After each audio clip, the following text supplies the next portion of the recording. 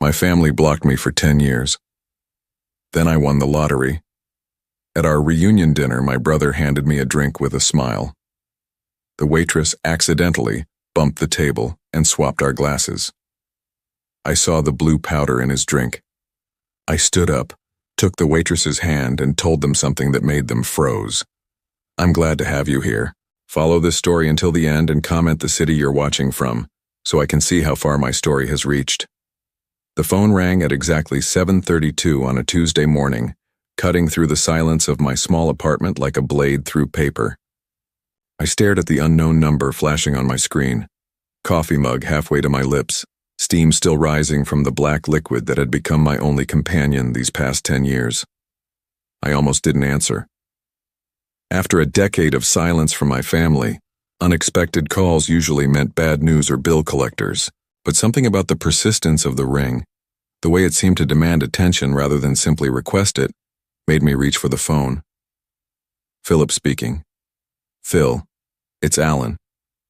The coffee mug slipped from my fingers, hitting the linoleum floor with a sharp crack that seemed to echo through my entire body. Alan, my brother. The same voice that had told me 10 years ago that I was no longer welcome at family gatherings, that I was a disappointment, that maybe it was better if I just stayed away. Alan, I managed to say, my voice barely above a whisper. Yeah, it's me. His voice sounded different somehow. Softer. Almost. Humble. I know this is unexpected. I know we haven't talked since you told me I was dead to the family. I finished for him, memories flooding back like a dam had burst in my mind. There was a long pause. I could hear him breathing on the other end, the same slightly labored breathing he'd had since childhood asthma. Some things never change, I thought bitterly. Phil, I've been thinking a lot lately. About what happened. About how things ended between us. His voice cracked slightly. I was wrong. We were all wrong. And I miss my brother. I sank into my worn armchair, the same one I'd bought from a thrift store when I'd first moved into this $800 a month apartment. It wasn't much, but it was mine. Everything in this small space was mine, earned through my own sweat and determination after my family had cast me out like a piece of unwanted furniture. What do you want, Alan? I asked, though my voice had lost some of its edge. I want to see you. I want to talk, face to face.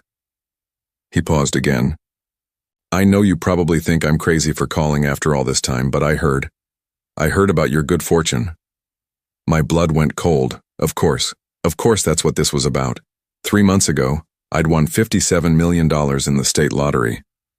I'd been careful, discreet, but news like that has a way of traveling, especially to family members who suddenly remember your existence. My good fortune, I repeated slowly. The lottery, Phil. Congratulations. I mean that sincerely. His voice took on that tone I remembered from childhood, the one he used when he wanted something but was trying to sound casual about it. But that's not why I'm calling. Well, not entirely. It made me realize how much time we've wasted, how much I've lost by being too proud to reach out. I stood up and walked to my small kitchen window, looking out at the busy street below. People hurried past on their way to work, to lives that mattered, to families who actually wanted them around. I'd watched this same view for 10 years and it had never felt as lonely as it did in this moment. You cut me out of your life, I said quietly. You, Veronica. Everyone. When Dad died and left me that $20,000 inheritance instead of you all acted like I'd stolen it from you, like I'd somehow manipulated a dying man. I know. God, Phil, I know. And I hate myself for it. We all do. His voice was thick with what sounded like genuine emotion. Veronica, especially. She's been after me for years to call you, to make things right. Veronica, my sister-in-law who had once accused me of being a selfish parasite who only cared about money.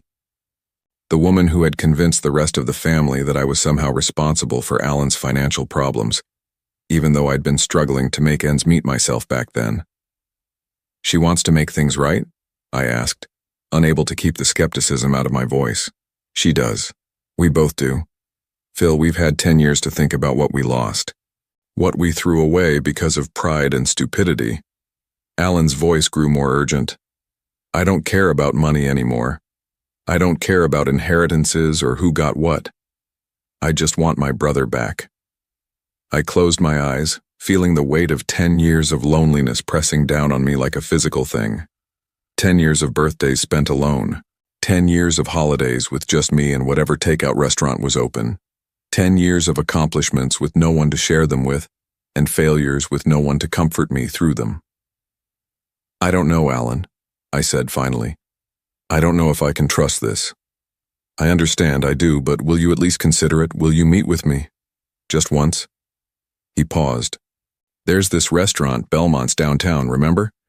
We used to go there with Dad when we were kids. The place with the red leather booths and the old piano player. I remembered. I remembered being 8 years old, sitting in those red booths, sharing a piece of chocolate cake with Alan while Dad told us stories about his own childhood. Back when we were brothers, back when family meant something. Thursday night, Alan continued. 7 o'clock. If you come, we'll talk. If you don't, well, at least I'll know I tried. I found myself nodding even though he couldn't see me. I'll think about it. That's all I ask.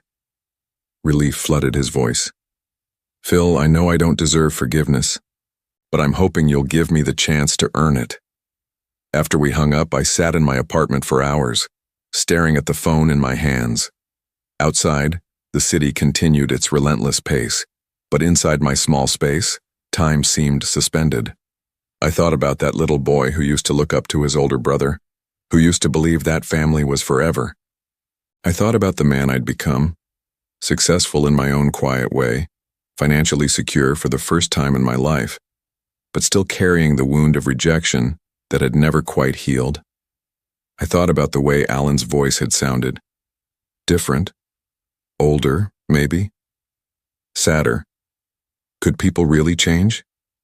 Could 10 years of separation make someone realize what they'd lost? By Wednesday evening, I'd made up my mind. I would go to Belmont's. I would sit in one of those red leather booths and listen to what Alan had to say. Maybe it was foolish. Maybe I was setting myself up for another heartbreak. But the alternative was spending the rest of my life wondering what might have been. I chose my clothes carefully. Nothing too expensive that might remind him of the lottery money, but nothing too shabby either. A simple navy shirt, dark jeans, my old leather jacket that I'd had since before our falling out. I wanted to look like the brother he remembered, not the wealthy stranger I'd become. As I walked toward Belmont's on Thursday evening, my heart hammered against my ribs with a rhythm I hadn't felt since I was a teenager asking someone to prom. The restaurant's warm glow spilled onto the sidewalk, and I could hear the faint sound of piano music drifting through the windows. Some things, at least, remained the same. I paused at the entrance, my hand on the brass handle that had been polished smooth by thousands of hands over the decades. This was it. This was the moment that would either begin healing a 10-year wound or tear it open all over again. But as I stood there, something cold settled in my stomach. A feeling I couldn't quite name, like the moment before a storm when the air becomes heavy and electric. I told myself it was just nerves, just the natural anxiety of seeing family after so long. Still, the feeling lingered as I pulled open the door and stepped inside. The hostess smiled warmly and led me through the familiar maze of tables toward the back corner where Alan had said he'd be waiting. And there he was, sitting in our old booth, looking older and grayer than I remembered, but unmistakably my brother. He stood when he saw me approaching, and for a moment neither of us moved. Then he stepped forward, arms outstretched, and embraced me like no time had passed at all. But even as I hugged him back, even as I felt the strange comfort of family connection after so many years, that cold feeling in my stomach grew stronger. You look good, Phil. Really good. Alan's smile seemed genuine as we settled into the booth, but there was something in his eyes that I couldn't quite read. A flickering quality, like a candle flame in a draft. You too, I lied. The truth was, Alan looked tired. More than tired. He looked like a man carrying a weight that was slowly crushing him. His expensive suit couldn't hide the slight tremor in his hands or the way his eyes kept darting around the restaurant, as if he were expecting someone. "Veronica sends her love," he said, signaling the waitress. "She wanted to come tonight, but I thought it might be better if it was just us first. You know how it is." I nodded, though I wasn't sure I did know how it was. The Veronica I remembered wouldn't have missed an opportunity to control a conversation, especially one involving money. Her absence felt deliberate, calculated. The waitress approached our table, a young woman with dark hair pulled back in a ponytail and kind eyes that seemed to take in everything around her. She moved with the efficiency of someone who'd been doing this job for a while, but there was something else about her that caught my attention. The way she glanced between Alan and me, as if she were studying us. "Good evening, gentlemen. Can I start you off with something to drink?" Her voice was warm, professional. "We'll have a bottle of your best red wine," Alan said without hesitation. "Something special, we're celebrating." I raised an eyebrow. "We are?" "A reunion," Alan said, that flickering smile returning. "Brothers finding their way back to each other. If that's not worth celebrating, I don't know what is." The waitress, her name tag read Sarah, nodded and disappeared toward the bar. I watched her go, noting how she moved with purpose but kept glancing back toward our table. Probably just good customer service, I told myself. "So," Alan said, leaning back against the red leather, "tell me everything. How have you been? Really been?" I considered the question. How had I been? Lonely. Successful in small ways. Careful with my money even after the lottery win. Building a life that was mine, even if it was a life lived largely in solitude. "I've been okay," I said finally. "Working. Living quietly. You know me." "I do know you." Alan's voice took on that tone again, the one that made my shoulders tense without me understanding why. Always the humble one. Always content with less. "Is that a bad thing?" No, of course not." He held up his hands. "It's admirable, actually. Very. You." Sarah returned with the wine, a bottle that looked expensive enough to cost more than my monthly rent. She presented the label to Alan, who waved her off impatiently. "Just pour it. We trust your judgment." As she opened the bottle, I found myself watching her hands. Steady, careful, professional. But when she looked up and caught my eye, there was something there. A wariness that matched the feeling in my own chest. "How's business?" I asked Alan, as Sarah poured the wine into 2 crystal glasses. "Good. Really good, actually." But the way he said it, the slight tightness around his eyes suggested otherwise. "The construction company is doing well. Lots of new developments going up around the city." I knew enough about Alan's business to know that the construction industry had been struggling lately. Rising costs, labor shortages, supply chain issues. But I didn't press. This dinner was supposed to be about reconciliation, not interrogation. Sarah finished pouring and set the bottle on the table. "Are you ready to order, or would you like a few more minutes?" "A few more minutes," Alan said, his attention already back on me. "Thank you." She nodded and stepped away, but I noticed she didn't go far. She busied herself with cleaning a nearby table, well within earshot of our conversation. "So," Alan continued, lifting his wine glass, $57 million. That must feel incredible. And there it was, the elephant in the room, finally acknowledged. I picked up my own glass but didn't drink. "It's surreal," I said honestly. "I keep thinking I'm going to wake up and it'll all be a dream." "What are you going to do with it? I mean, that kind of money." "The possibilities are endless." "I haven't really decided. Maybe travel. Maybe buy a bigger place." I shrugged. "Honestly, I'm still getting used to the idea." "You always were careful with money." Alan's laugh sounded forced. "Remember when we were kids and you'd save every penny of your allowance while I spent mine the day I got it?" I remembered. I also remembered how Alan used to borrow my saved money and rarely pay it back. Our parents had called it sharing. I'd called it theft, though I'd been too young to articulate it that way. "Some habits die hard," I said. "That's good, though. Smart." Money can disappear faster than you think if you're not careful. His grip tightened on his wine glass. Trust me on that. There was something in his voice, a bitterness that made me look at him more closely. The expensive suit, I realized, was slightly wrinkled. His watch, which I'd assumed was new, had a small scratch on the face. The signs were subtle, but they were there. Alan, are you okay? Financially, I mean?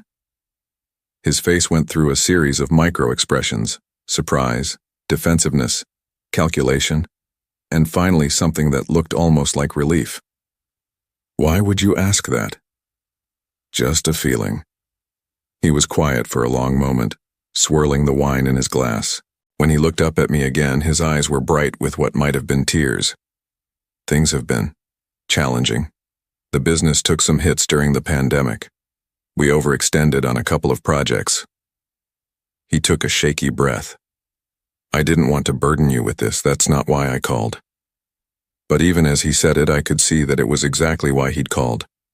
The timing was too perfect. A brother he hadn't spoken to in 10 years suddenly reaching out just months after that brother became wealthy beyond imagination. How bad is it? I asked. Bad enough? He managed a weak smile. But we're working through it. Veronica's been amazing, really. Cutting back, finding ways to save money, we'll figure it out.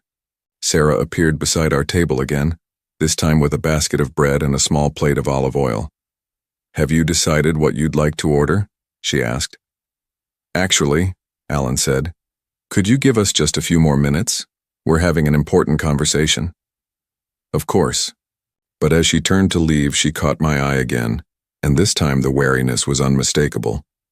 More than wariness. It was almost like a warning.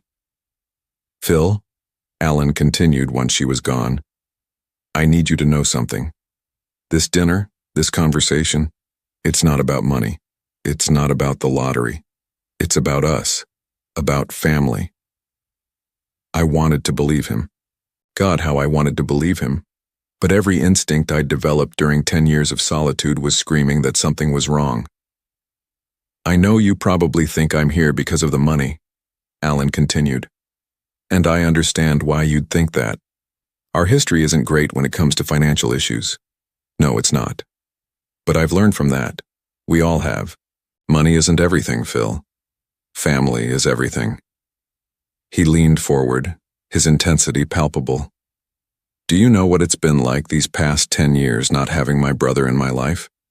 Not being able to call you when Dad had his heart attack? Not being able to share the good times or ask for advice during the bad ones? His words hit me harder than I'd expected, because the truth was I did know. I knew exactly what it had been like because I'd lived it too. Every birthday, every holiday, every milestone, all of them marked by the absence of family. I've missed you, I said quietly. More than I wanted to admit. Then let's not waste any more time. Alan lifted his wine glass again. To second chances, to family, to the future. He waited for me to lift my glass. The wine caught the light from the overhead fixture, deep red and rich. Around us, the restaurant hummed with quiet conversation and the gentle notes of the piano player in the corner, the same elderly man who'd been playing here since we were children. But as I reached for my glass, I caught sight of Sarah again. She was at the bar now, but her attention was fixed on our table, and the expression on her face wasn't just wary anymore, it was alarmed. She took a step toward us, then stopped, as if fighting an internal battle. Her eyes met mine across the dining room, and in that moment I saw something that made my blood run cold. The wine glass felt heavier in my hand than it should have. Alan held his own glass up, waiting for me to complete the toast. His smile stretched tight across his face like a mask that didn't quite fit. The candlelight flickered between us, casting dancing shadows that made everything feel surreal, like I was watching this scene from outside my own body. To second chances, I repeated slowly, lifting my glass. But as I brought it toward my lips, something made me pause. Maybe it was the way Alan's eyes never left my face, watching my every movement with an intensity that felt predatory. Maybe it was the slight tremor in his hand that he was trying so hard to hide. Or maybe it was Sarah, the waitress, who had moved closer to our table and was now standing just a few feet away, her face pale with something that looked like desperation. "Actually," I said, setting my glass back down, "I think I should use the restroom first. All that coffee this morning, you know." Alan's face flickered with something. Disappointment? Frustration? But he quickly covered it with another one of those forced smiles. "Of course. Take your time." As I stood up, I caught Sarah's eye. She gave me the smallest nod, so subtle I almost missed it. But in that nod, I saw confirmation of something I'd been feeling since the moment I walked into this restaurant. I was in danger. The restroom was small and dimly lit, with old-fashioned fixtures that belonged to another era.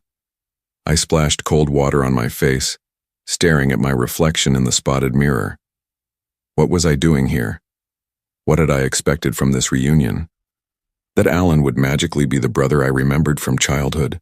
That 10 years of silence and resentment would disappear over dinner and wine?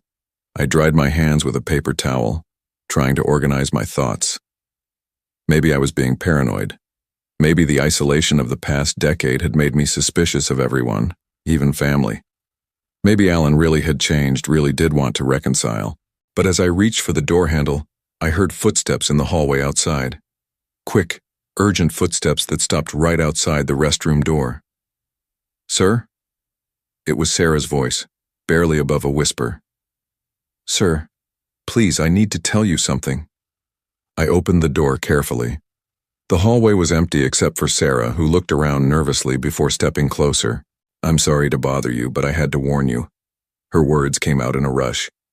"I saw something, at your table, when you went to the restroom." My stomach dropped. "What did you see?" "Your brother, he put something in your drink. A small packet, blue powder. He was very careful, very quick, but I saw it." Her hands were shaking. "I've been working here for 3 years, and I've never seen anything like it." The world seemed to tilt sideways. I gripped the doorframe to steady myself. "Are you sure?" "Completely sure. I was watching because something felt off about him all evening. The way he kept checking his phone, the way he insisted on ordering specific wine, the way he kept looking toward the entrance like he was expecting someone." She took a shaky breath. "Sir, I don't think you should go back to that table." But even as she said it, I knew I had to. I had to see this through, had to understand what my own brother was planning to do to me. "Thank you," I said quietly. "Thank you for telling me." "What are you going to do?" I thought for a moment. "I'm going back to the table, but I need you to do something for me." Sarah nodded eagerly. "When I get back, I'm going to ask for fresh glasses. I'm going to say something about mine having a spot on it. Can you help me with that?" "Of course. But sir, maybe you should just leave. Call the police." "Not yet. I need to understand why. I need to know what's really happening here." I walked back to the table on unsteady legs, my mind racing. Alan looked up as I approached, that same forced smile plastered on his face. "Feel better?" he asked. "Much, thanks." I sat down and looked at my wine glass, still sitting exactly where I'd left it. To anyone else, it would look perfectly normal. Crystal clear, deep red wine. Nothing unusual about it at all. "Actually, could we get fresh glasses? This one has a spot on it." Alan's face went through a series of micro-expressions, surprise, confusion, then something darker. "A spot? I don't see anything." "Just here, on the rim." I pointed to an imaginary mark. I'm probably being too picky, but you know how I am. Sarah appeared at our table as if summoned. "Is everything all right, gentlemen?" "Could we get fresh glasses, please?" I asked. "This one seems to have a spot." "Of course." She gathered both glasses quickly and efficiently. "I'll be right back with clean ones." As she walked away, Alan watched her go with an expression I couldn't quite read. When he turned back to me, his smile was gone. "You always were particular about things like that," he said. But his voice had changed. The warmth was gone, replaced by something cold and calculating. "Some habits die hard," I replied, echoing his words from earlier. Sarah returned with fresh glasses and poured new wine from the bottle. As she worked, I noticed she was being extremely careful, making sure each glass was filled from the same source, eliminating any possibility of contamination. "There you go," she said, setting the glasses down. "Fresh and clean." "Thank you," I said, catching her eye. "You've been wonderful tonight." She gave me another subtle nod and stepped away. Alan picked up his new glass immediately. "Now, where were we? Oh yes, our toast." But as he lifted the glass toward his lips, I noticed something that made my heart race. His hand was shaking more noticeably now, and there was sweat beading on his forehead despite the restaurant's comfortable temperature. "Alan," I said carefully, "are you feeling all right? You look a little pale." "I'm fine," he said quickly. "Just excited about our reunion, it's been so long." But he wasn't fine. As I watched him, I could see the signs of someone under enormous stress. The way his eyes kept darting around the restaurant, the way he kept checking his phone, the way his free hand was clenched into a fist on the table. "Tell me about Veronica," I said suddenly. "How is she really doing?" She's good. Great, actually." But the way he said it suggested otherwise. "She's been working hard, supporting the business. She's amazing, really." "Is she here tonight, in the restaurant, I mean?" The question seemed to catch him off guard. "Here? No, of course not. Why would you ask that?" "Just wondering. You keep checking your phone like you're expecting a call." Alan set his phone face down on the table with more force than necessary. "I'm not expecting anything. I'm here with my brother, focusing on our conversation."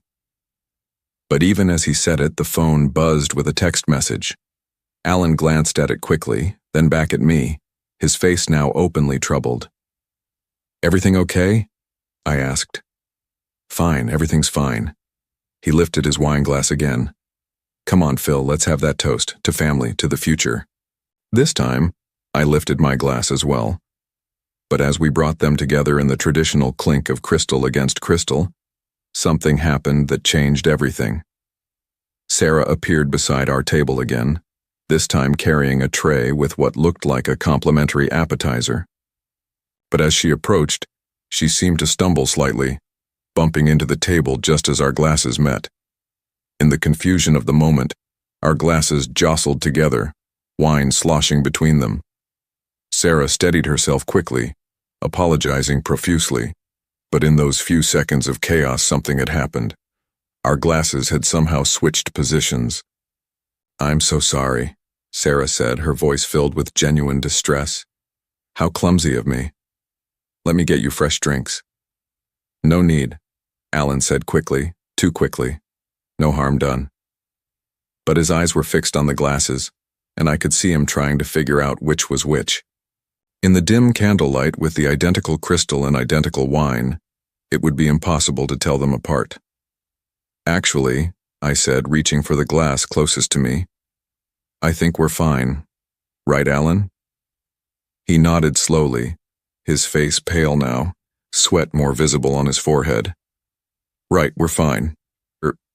I lifted my glass, or what I thought was my glass, toward my lips, watching Alan over the rim. He was staring at me with an expression I'd never seen before. Not the loving brother from our childhood. Not even the angry, resentful man who had cut me out of his life 10 years ago. This was the face of someone desperate, someone dangerous, someone who had been caught in an act so terrible that there was no going back. "To family," I said, and took a sip. Alan lifted his own glass with trembling hands. As the wine touched his lips, I saw something in his eyes that made my blood run cold. It wasn't just desperation anymore. The wine had barely touched Alan's lips when I saw the change in his expression. What started as forced confidence crumbled into something raw and terrified. He set his glass down with shaking hands, his face now ashen under the restaurant's warm lighting. "You know," I said quietly, my voice steady despite the storm raging inside me. "You know what just happened, don't you?" Alan's mouth opened and closed like a fish gasping for air. "Phil, I don't understand what you're talking about." But his eyes told a different story. They darted between the wine glasses, between my face and Sarah's retreating figure, between his phone and the exit. He was calculating, trying to figure out his next move, but the panic was winning. The blue powder, I said simply. The words hit him like a physical blow. He actually recoiled, pressing back against the red leather booth as if he could disappear into it. How did you? He stopped himself, but it was too late. How did I know? I leaned forward, keeping my voice low enough that the other diners couldn't hear. Because someone was watching, someone who cared enough about a stranger to risk her job to warn me. Alan's gaze snapped toward the bar where Sarah was standing, her face pale but determined. That little, don't. The word came out sharper than I intended. Don't you dare blame her for doing the right thing. The only person to blame here is you. The silence stretched between us, filled with the gentle piano music and the soft murmur of other conversations. Normal people having normal dinners, unaware that at the corner table one brother had just tried to… What? The reality of what had almost happened was too enormous to fully process. Why? I asked finally. Just tell me why. Alan closed his eyes, and when he opened them again there were tears. You don't understand the pressure I'm under, Phil. The debts, the creditors calling day and night. Veronica. She's been so patient, but I can see it in her eyes. The disappointment, the fear that we're going to lose everything. So you thought the solution was to hurt me? I thought. He rubbed his face with both hands. I wasn't thinking clearly. When I heard about the lottery, it felt like a sign. Like maybe there was a way out of this mess. By eliminating me. By becoming your heir. The words came out in a whisper. I had this whole plan. You'd have an accident, a heart attack, something sudden but natural looking. And since you don't have a will as your only living relative, I'd inherit everything. It seemed logical. The casual way he said it, as if we were discussing the weather, made my stomach turn. Logical. You were going to murder me and you call it logical. It wasn't supposed to be like this. His voice rose, then dropped again as he remembered where we were. I never wanted it to be personal. I love you, Phil. You're my brother. No. I shook my head slowly. A brother doesn't do what you just tried to do. A brother doesn't plan something like this for months and then look you in the eye and pretend it's about reconciliation. Alan wiped his nose with his napkin, leaving behind a smear of tears and snot. Months? What are you talking about? I reached into my jacket pocket and pulled out a small digital recorder. Alan's eyes widened as I set it on the table between us.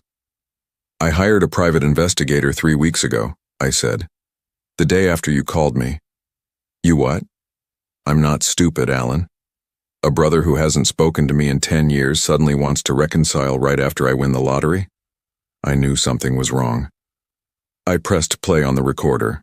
Alan's voice filled the small space between us, tinny but clear. The restaurant is perfect. Lots of ambient noise, dim lighting. If something happens to him there, it'll just look like a heart attack or stroke. Stress of the reunion, you know. Veronica's voice responded. And you're sure this will work? The stuff Marcus got for us? He said it's foolproof. Tasteless, odorless, looks natural. Phil drinks it, has what looks like a medical emergency, and we're free and clear. Rich and free and clear. I stopped the recording. Alan was staring at the device like it was a venomous snake. Marcus? I asked. Who's Marcus? Alan's face somehow managed to go even paler. How long have you been recording us? Long enough to know that this wasn't a spur-of-the-moment decision. Long enough to know that Veronica is not only aware of your plan but actively helping. Long enough to know that you've been planning my death since the week after the lottery numbers were announced. Phil, please, you have to understand. I understand perfectly. You and your wife decided that $57 million was worth more than my life. I picked up the recorder and slipped it back into my pocket. The question now is what I'm going to do about it. Alan leaned forward desperately. We can work this out. We're family. We can figure out a solution that works for everyone. A solution? I almost laughed. You just tried to kill me, Alan. In what universe is there a solution to that? The money, I'll pay you back. Whatever you want, I'll give you. With what? You just told me you're broke. He was spiraling now, grasping at anything that might save him. The business, I'll sign over the business. You can have everything. I don't want your failing construction company. I don't want anything from you except an explanation. Help me understand how the brother who used to share his Halloween candy with me turned into someone who could plan my murder." Alan was quiet for a long time, staring at his hands folded on the table. When he finally spoke, his voice was barely audible. "It started small, a few bad investments, some contracts that went sideways. I thought I could fix it, you know. I thought if I just worked harder, made better deals, everything would be okay." He looked up at me with red-rimmed eyes. But it kept getting worse. The hole kept getting deeper. And then Veronica started talking about what would happen if we lost everything. The house, the business, our reputation. She said people would never respect us again. "So you decided to kill me." It wasn't supposed to feel like killing. It was supposed to be cleaner than that. More like a business transaction. The words hung in the air between us like poison gas. I felt sick, not just from what he'd tried to do, but from the realization that this person sitting across from me wasn't my brother anymore. Maybe he never had been. Maybe the Alan I remembered from childhood was just a story I'd told myself to make sense of a relationship that had always been one-sided. "There's something else you should know," I said quietly. "Something the private investigator discovered." Alan's face went white. "What?" "Marcus, your supplier. He's an undercover police officer." The glass slipped from Alan's hand, hitting the table with a sharp crack that drew stares from nearby diners. Wine spread across the white tablecloth like blood. "That's impossible. The entire operation has been under surveillance for months. They've been building a case against a network of people who've been providing substances to desperate individuals. You're not their first customer, Alan. You're just the one who's going to help them close the net." I could see his mind working, trying to process this new information, but the stuff he gave us was harmless. Probably just crushed vitamins or sugar.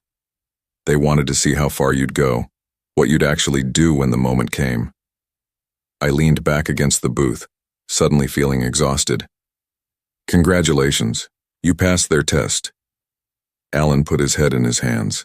Around us, the restaurant continued its peaceful evening rhythm, unaware that at table 12, a man's entire world was collapsing. "What happens now?" he asked without looking up. "Now? Now you have a choice." I signaled Sarah, who approached our table cautiously. "I'd like the check, please." "Of course," she said, but she was looking at Alan with concern. "Is everything all right?" "Everything's fine," I told her. "Thank you for everything tonight. You probably saved my life."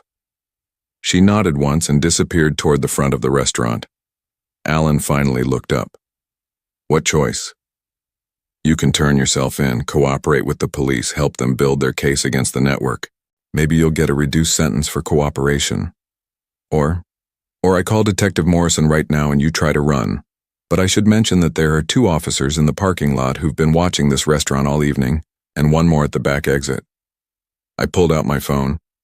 "Your choice, Alan, but either way, this ends tonight." His shoulders sagged as the fight went out of him completely. "Will you visit me? In prison?" I considered the question seriously. "I don't know. Maybe someday.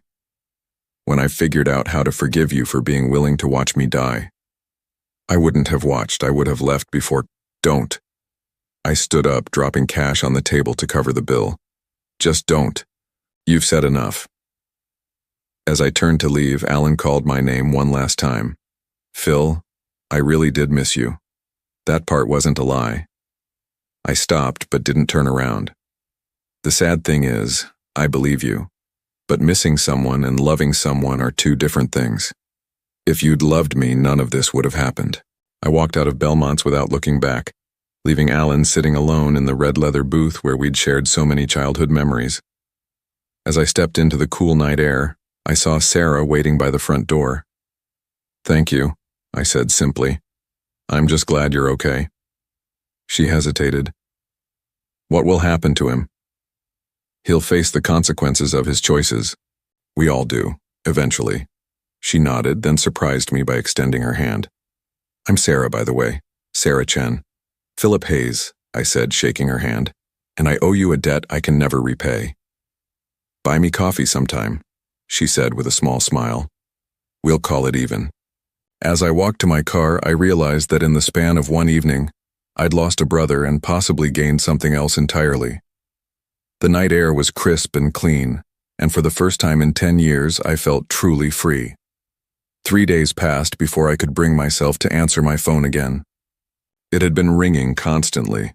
Reporters who'd somehow gotten hold of the story, distant relatives suddenly concerned about my well-being, and several calls from numbers I didn't recognize.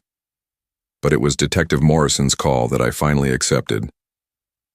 Mr. Hayes, I wanted to update you on the situation with your brother. I was sitting in my apartment staring out at the same street view I'd looked at for 10 years, but everything felt different now. The world seemed sharper, more real, as if a fog I hadn't realized was there had finally lifted. How is he? I asked, surprising myself with the question.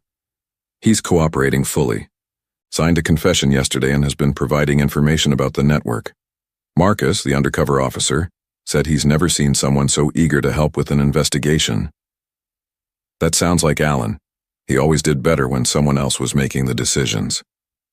Detective Morrison was quiet for a moment. Mr. Hayes, can I ask you something? Off the record? Sure. How did you know? To hire a private investigator, I mean. Most people would have just been happy to hear from family after so long. I thought about the question. 10 years ago, when our father died, Alan accused me of manipulating the will. He said I'd somehow convinced a dying man to change his inheritance. The accusation hurt, but what hurt more was realizing that Alan truly believed I was capable of that kind of deception. I paused, watching a woman walk her dog on the sidewalk below. When he called about the lottery money, I heard that same tone in his voice. That same assumption that I was someone who could be manipulated or who would manipulate others. I realized he'd never really known me at all. So you protected yourself. I protected myself, and it turned out I was right to. After hanging up with Detective Morrison, I found myself thinking about Veronica. The recording had captured her voice clearly. Her eager participation in planning what they'd thought would be my death. I wondered if she was sleeping at night, if she felt any remorse, or if she was simply angry that their plan had failed. My phone buzzed with a text message from an unknown number. Coffee tomorrow? The offer still stands. Sarah. I stared at the message for a long time before responding. Yes, where and when? Her reply came quickly. Cafe Luna downtown, 10 a.m.? The one with the terrible coffee but great conversation. I smiled despite everything. See you there. That night I called my financial advisor and told him I wanted to make some changes to my lottery winnings. Not dramatic changes, but meaningful ones. I'd been sitting on most of the money, unsure what to do with an amount so large it seemed abstract. But Alan's betrayal had clarified something for me. Money without purpose was just numbers on a statement. I want to set up a foundation, I told him. Something to help people in financial crisis find legitimate solutions instead of. I paused, not sure how to finish the sentence. Instead of making desperate choices, he suggested. Exactly. The next morning, I arrived at Cafe Luna 15 minutes early and chose a table by the window where I could watch people pass by on the street. It was a busy area, full of office workers grabbing their morning caffeine and college students with backpacks full of books. Normal people living normal lives, unaware that just a few blocks away, a man was sitting in a jail cell because he'd been willing to kill for money. Sarah arrived exactly on time, wearing jeans and a soft blue sweater that made her eyes look even kinder than they had in the restaurant lighting. She ordered black coffee and a blueberry muffin, while I stuck with just coffee. How are you holding up? She asked once we were settled. Better than I expected, honestly. It's strange, I thought I'd feel more traumatized, but mostly I just feel relieved. Relieved? For 10 years I wondered if I'd done something wrong, if I'd somehow deserved to be cut out of my family's life. Now I know the truth. They weren't cutting me out because of who I was. They were cutting me out because of who they were. Sarah nodded slowly. That must be painful in a different way. It is. But it's also freeing. I spent a decade trying to figure out how to be worthy of their love again. Now I realize their love was never really mine to lose. We sat in comfortable silence for a moment, watching the city wake up around us. Finally, Sarah spoke again. Can I tell you something? About that night at the restaurant? Of course. I almost didn't say anything. When I saw what your brother was doing, my first instinct was to mind my own business. It's not my job to get involved in customers' personal lives. She took a sip of her coffee and made a face. This really is terrible coffee. But you did get involved. Because I saw your face when you were talking about your family. There was so much hope there, so much genuine love. It reminded me of how I felt when my own family finally started talking to me again after I came out. Your family cut you off too? For 3 years. My parents couldn't accept that I was gay, and my siblings followed their lead. When they finally reached out, I was so desperate to reconnect that I would have done anything they asked. She smiled sadly. Luckily, they'd actually changed. They'd learned and grown and genuinely wanted me back in their lives. But seeing you that night, I realized how easily I could have been manipulated if their motives had been different. So you saved me because you understood. I saved you because everyone deserves to know when someone they love is betraying them, even if the truth is painful. We talked for 2 hours, covering everything from our childhoods to our dreams for the future. Sarah told me about her job at the restaurant, which she was using to put herself through nursing school. She wanted to work in oncology, helping people through the most difficult time of their lives. What about you? She asked. Now that you have all this money, what do you want to do with your life? I told her about the foundation idea, about wanting to help people find legitimate ways out of financial crisis. As I spoke, I saw something light up in her eyes. That's incredible. Do you know how many people get trapped in cycles of debt and desperation because they don't know where to turn for help? You sound like you speak from experience. My parents nearly lost our house when I was in high school. Dad had been laid off, Mom was working 3 part-time jobs, and they were too proud to ask for help. They came so close to making some very bad decisions because they thought they were out of options. What happened? A social worker at my school noticed I was stressed and figured out what was going on. She connected my parents with legitimate resources, job training programs, temporary assistance, financial counseling. It took 2 years, but they got back on their feet.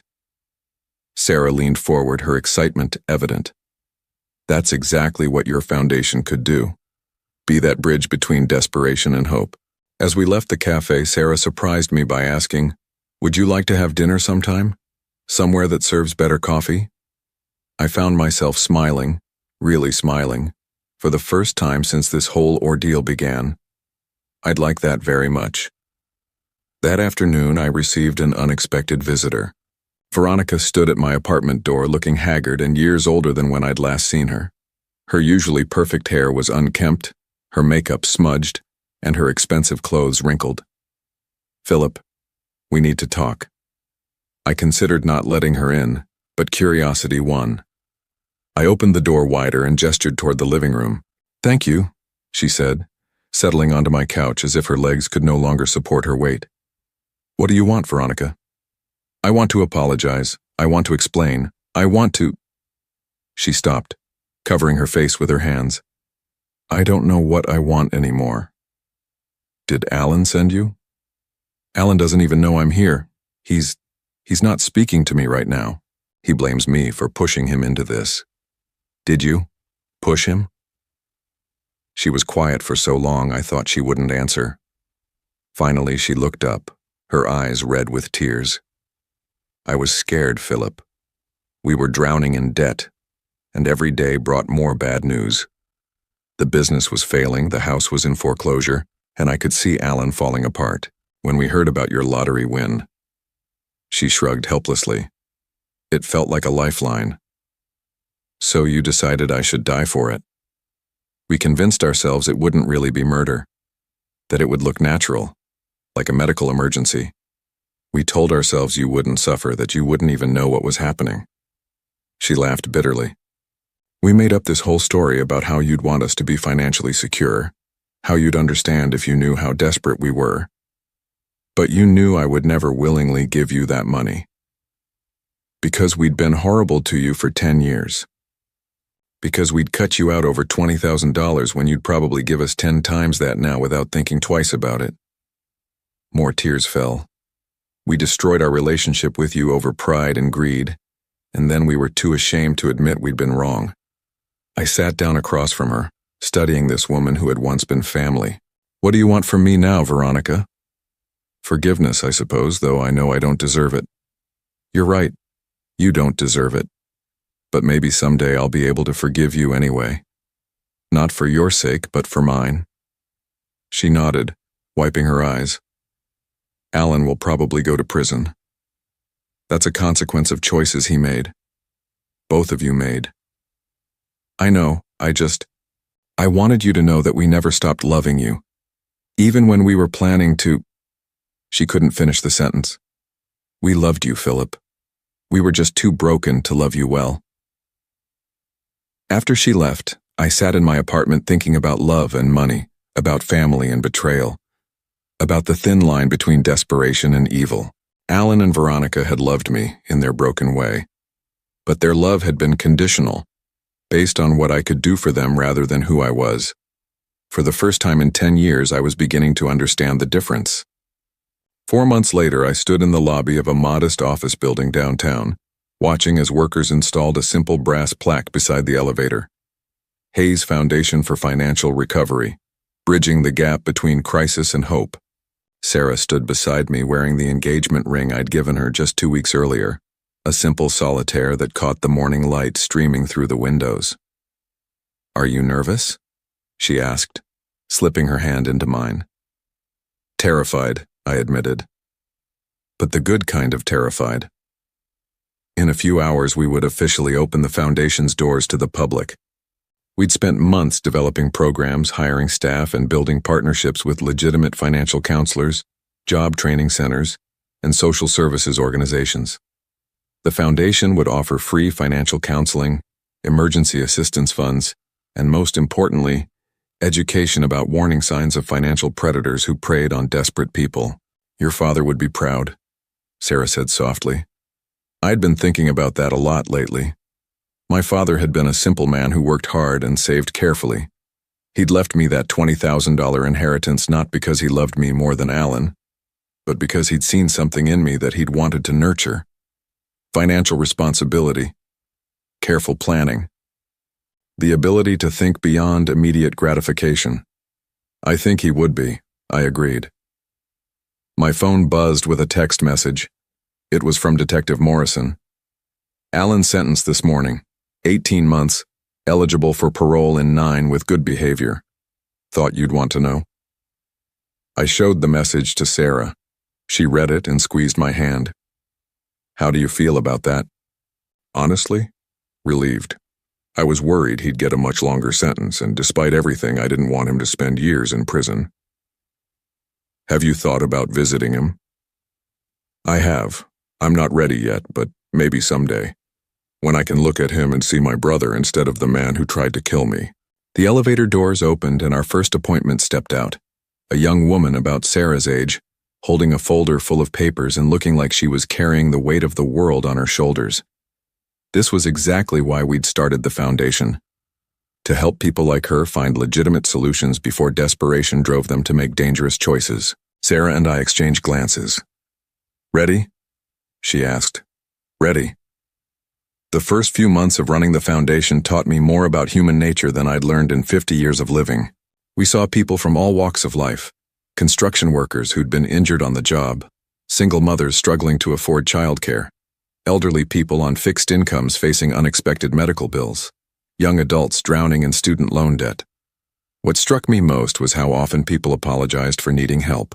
They'd come into our office embarrassed, ashamed, convinced that their financial struggles were a moral failing rather than a circumstance that could happen to anyone. The goal isn't to eliminate financial hardship, I explained to our staff during one of our weekly meetings. It's to make sure people know they have options when hardship strikes, that they don't have to choose between their dignity and their survival. Sarah had proven invaluable in running the day-to-day operations. Her nursing background helped her connect with people in crisis, and her natural empathy made clients feel safe sharing their most vulnerable moments. We made a good team, both professionally and personally.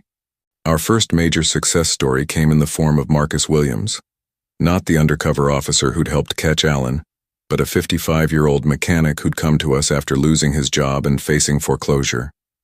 Traditional banks wouldn't lend to him due to credit issues, and he'd been approached by what he thought was a private lender offering quick cash. The terms seemed too good to be true, Marcus told us during his intake interview. But I was desperate. I was ready to sign anything. Our financial counselor reviewed the loan documents Marcus had brought with him and immediately identified them as predatory. The interest rates were astronomical, the fees hidden in fine print, and the collateral requirements would have left Marcus worse off than when he started. Instead, we connected Marcus with a legitimate credit union, helped him restructure his existing debts, and provided temporary assistance while he found new employment. 6 months later, he was back on his feet and had even started volunteering at the foundation on weekends. "You saved my life," he told me one Saturday afternoon as we organized donation materials. Not just financially, but literally. I was so desperate I was considering, well, let's just say I was considering options that would have destroyed my family. Stories like Marcus's reminded me why this work mattered. Every person we helped was potentially one less Alan, one less Veronica, one less family destroyed by the toxic combination of desperation and greed. As autumn arrived, Sarah and I began planning our wedding. Nothing elaborate, just a small ceremony with the people who truly mattered to us. Sarah's family embraced me immediately, and I found myself experiencing something I'd thought was lost forever, the warmth of unconditional acceptance. "It's strange," I told Sarah one evening as we addressed wedding invitations.